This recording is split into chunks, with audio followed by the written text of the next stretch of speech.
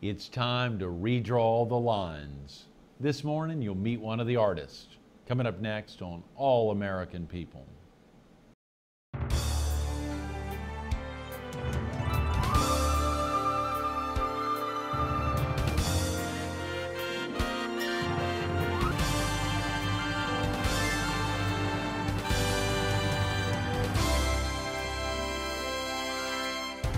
Good morning. Welcome to All American People. This morning we're at Conway Medical Center. We're focused on the practice of law and serving the community.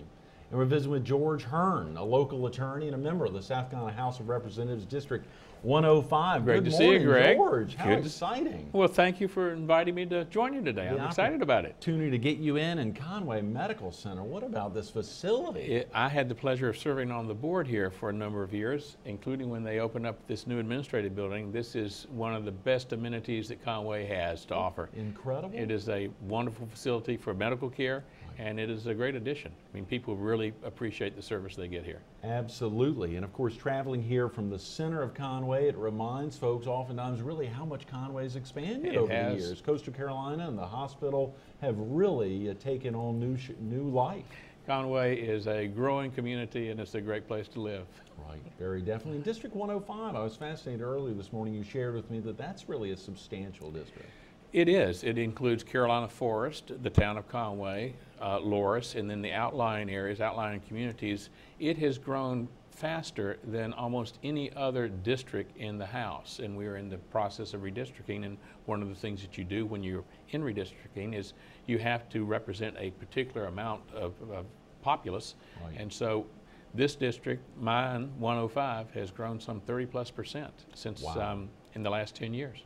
Son of a gun. Well, that'll be fascinating to hear about. Well, we want to get to that, but real quick about yourself. George, are you originally from the area? No, I grew up in Rock Hill, but I moved down here in 1979 after I had a law clerk position, and I've been practicing law in Conway ever since. I had the good fortune of meeting my wife in law school, and after we graduated from law school, she took a clerkship with one judge, I took a clerkship with another, and we were fortunate enough to find a law firm that would hire both of us, which enabled us to get married, and we've been in Conway ever since. Now, is that the same law firm, George? Did you all practice together? We practiced together. It was Stevens, and Thomas, and James Stevens was the senior partner, Jimmy Stevens and Jack Thomas. All wonderful lawyers. They were great mentors to us, and they gave us an opportunity to practice together. Back in 1979, it was hard for a woman to get a job in a trial firm because there weren't that many women that practiced law, and Kay wanted to do that, and she was given the opportunity to do it. That is tremendous, George. The opportunity of, and is Kay from the area, or is she also? No, she actually was born in Ohio but grew up in Pennsylvania. She came down and graduated from South Carolina Law School in Columbia, and has loved it. Her whole family moved down here as a result of having an opportunity to visit her. Is that right? So I think her hometown has no population left, but they've all relocated here, and we're happy to have them. That's almost 35 years, George. It is. You all have been, at least finished law school in 77, maybe it's 33 or so, but to think about the opportunity to see the expansion and the changes here in Horry County over the last 30 plus years. And it's been an absolute delight, because when we first came here, Conway is, as you know, a small town. This was before the new courthouse was built. And so many smaller towns and outlying communities have a difficult time maintaining stores and retail establishments, entertainment venues. But Conway, if you haven't come to Conway, you need to. And we now are fortunate, we have people coming and visiting us from all over. The same thing with Loris. Loris is just a remarkable community. Right. They have festivals and wonderful events. The mayor does a great job there. I'm just really fortunate to be able to live in such a pretty part of the world. Absolutely, and not to take anything away from Carolina Forest. Oh, Carolina Forest is a wonderful place in and of itself. It's a new community with a lot of great people. Carolina Forest is the fastest growing component of my district, and they have a very active business community there, and so many different venues that you can live in. So I'm fortunate. I have the good fortune of representing an awful lot of wonderful people. Absolutely. One of the other things you highlighted early this morning is many of the other representatives from the county feel the same way. They've really built a great camaraderie and find special nuggets throughout the district. Well, we do. And in Columbia, not to get too much on the political track, but the ability of any delegation or any community to do well is a function of the people that are elected and sent to Columbia. And we're fortunate. Our delegation is very involved with each other and our effective communities, and even though I represent one section, we really represent all of Horry County. And when we work together, we accomplish some things, and we have a lot of challenges ahead of us, but we have a wonderful group of people that I work with, and I'm grateful to serve with them. Yes, absolutely. We highlighted the practice of law as a very important one, and of course being an attorney at law, the fact that you got in since 1977, having finished law school. The opportunity to clerk for a couple of years was very special, I'm sure, but actually getting in and getting into a firm and hitting the ground running. That was fun. It was a different time. You know, in 1979 when we came here, Horry County was still relatively small. The family court bench had just been established a couple of years beforehand. We still had county court judges. The practice of law has become much more sophisticated, technologically oriented, as you might imagine, as have so many businesses. But some of the most wonderful experiences we had were representing people that came in off the street, came into our law office and told us about whatever problem or issue they had, and helping them. And that we still do that, but not in the same way, because the pattern has changed and the process has changed and become, as I said, much more sophisticated. That's wild, George. You know, and fascinating to think about that sophistication and the change in the law. South Carolina is our Chief Justice Gene Toll.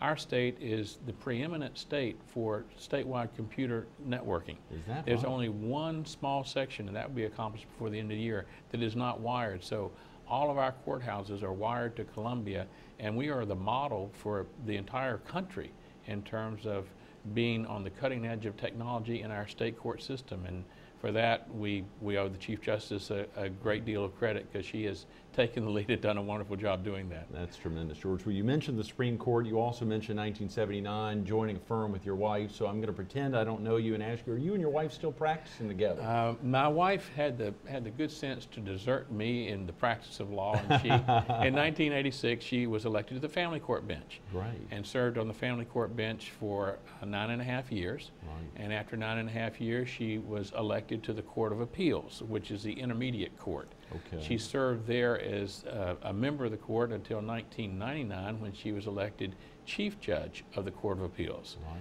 At the time that she was elected to the Chief Judge of the Court of Appeals, on that same day, Chief Justice Toll was elected to be the Chief Judge of our state Supreme Court. Wow. And it was the first time in the history of the country that you had the two top members of the two top appellate courts both be female. So again, I did not know that. That's it was tremendous. a little piece of history that I'm very proud of on behalf of my wife and on behalf of Chief Justice Toll. Yes. Now my wife is now on the Supreme Court and has been there for the last 1.5 years and is enjoying that very much. That's tremendous. So y'all, as you said, she quickly departed. She departed, and then I had the good fortune of practicing with Tommy Britton and Morgan Martin and Right. Hearn Britton and Martin, and most recently my brother and I are now practicing together as Hearn and Hearn and having a great time. It's a Right. fun experience. Yes, George. Now, is there law in the Hearn blood? Is this something you took on from your parents? There or real wasn't interest? at the time I went to law school. I was the first person that ventured in, but since that time, my brother Pete and I have another brother that's practicing law in Columbia, and I have a daughter that has just applied to law school and hopes to follow in the family tradition. So if it wasn't in our genes, it's becoming that way. Yes, congratulations. Any sisters there? It's just you and two brothers. Well, I have another brother, Oh. another brother that is in the telecom communication industry, Right, and he had right. the good sense to work very hard, and he's the youngest brother and is able to do whatever he wants to in life. And I'm very proud of him. That's great. So 3 of the 4 hit the law running. This is true. How exciting! How exciting! Well, of course, the opportunity in serving your clientele and serving the community that way, I guess, did that set the stage for you to actually get into serving in a different capacity? You mentioned serving on the Conway Medical Center board. I'm sure there have been a number of groups. Served on a number of boards, and I think all of us that are fortunate and have worked hard in the community, like when we have an opportunity to give something back. My service on the Conway Medical Center board was phenomenal. I've watched this hospital grow tremendously. The administration has done a great job.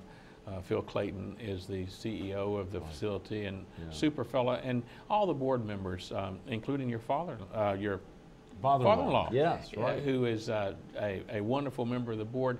They are always thinking, and anybody that serves on a board like that, whether it's Conway Hospital Board or Shepherd's Table or so many of the other CASA boards, they do it because they want to give back to the community, and it's nice that they're afforded the opportunity to do so. Right, absolutely. Are you enjoying being a member, serving as a member of the House of Representatives? That's an important point. Obviously, you enjoy practicing law. I enjoy practicing law, and I feel honored to be afforded the opportunity to represent the good citizens of 105. It's a challenging environment. It's very interesting.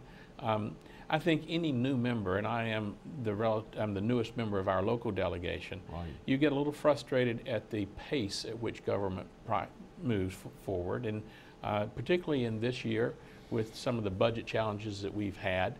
It's difficult because the government is a big operation, and when you go in with thoughts that I can change this or I can change that, changes are being made, but they are somewhat slower than you might want and personally hope that you can accomplish. But we're making progress, and I'm very proud of the job we've done. We are on sabbatical this week. We finished the budget in the House side last week, and that is a very long and difficult process.